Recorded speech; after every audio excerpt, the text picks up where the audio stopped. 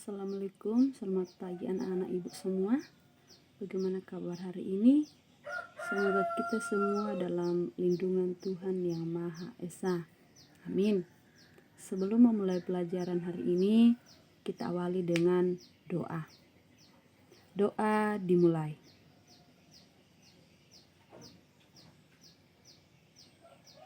Selesai. Baik anak-anak ibu semua, pelajaran kita hari ini dengan judul sumber daya alam di lingkungan sekitar.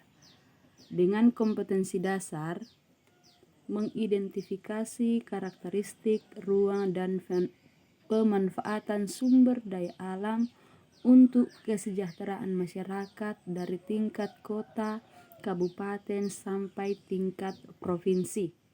Dengan tujuan akhir dari pelajaran kita adalah siswa mampu menjelaskan hubungan sumber daya alam dan pekerjaan yang ada di daerah tersebut dengan teliti.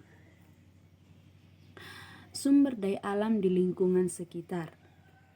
Makanan pokok masyarakat Indonesia diantaranya beras, ubi, jagung, dan sagu.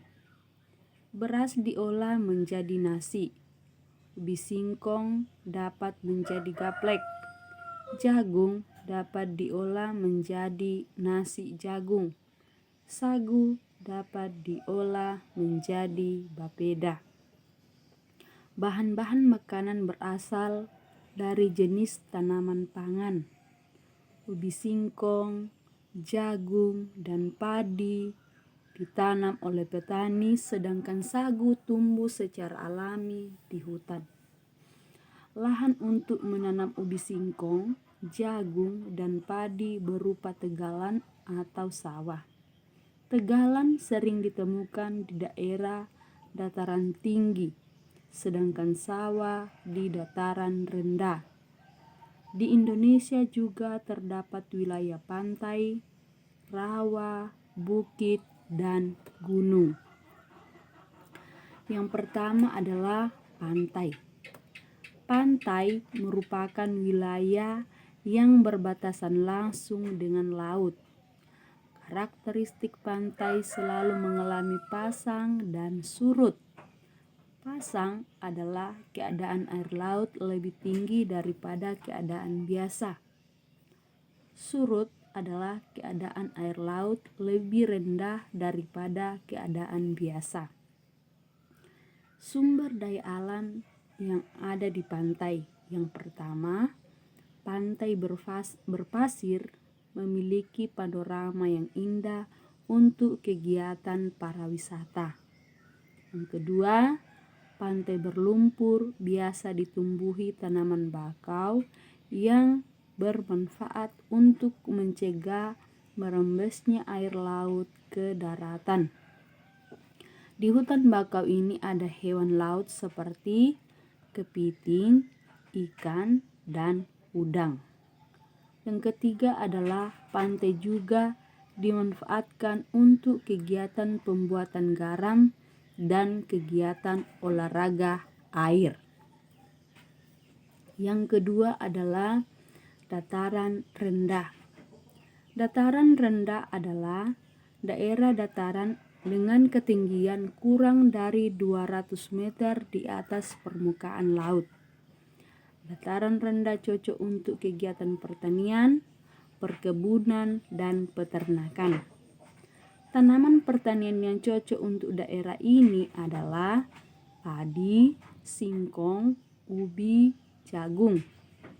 Tanaman perkebunan yang cocok untuk daerah ini adalah tebu, kelapa, dan karet. Karakteristik dataran rendah adalah daerah dataran sehingga cocok untuk perumahan. Kegiatan industri yang cocok untuk daerah ini adalah industri padat karya, yaitu kegiatan yang membutuhkan banyak tenaga kerja. Yang ketiga adalah dataran tinggi. Dataran tinggi adalah dataran dengan ketinggian lebih dari 200 meter di atas permukaan laut. Karakteristik dataran tinggi adalah yang pertama, miring dan terjal. Kedua, sering dilanda hujan sehingga udaranya sejuk. Dataran tinggi cocok untuk kegiatan wisata alam. Dataran tinggi juga cocok untuk kegiatan perkebunan seperti teh, kopi, tembakau, sayur-sayuran, buah-buahan, dan tanaman hias.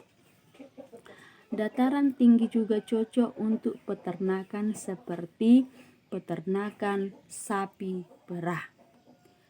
Oke, demikian penjelasan dari Ibu. Sekarang kita akan melangkah ke ayo berlatih. Perhatikan gambar di bawah ini. Ada 2 gambar. Gambar yang pertama tentang gambar pohon kelapa.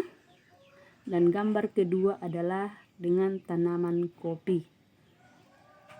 Setelah memperhatikan kedua gambar itu, anak-anak Ibu akan mengerjakan soal yang ada di samping. Ada 2 soal. Soal yang pertama, mengidentifikasi tempat hidup sumber daya alam pada gambar di samping. Dan yang kedua, tuliskan pemanfaatan sumber daya alam tersebut.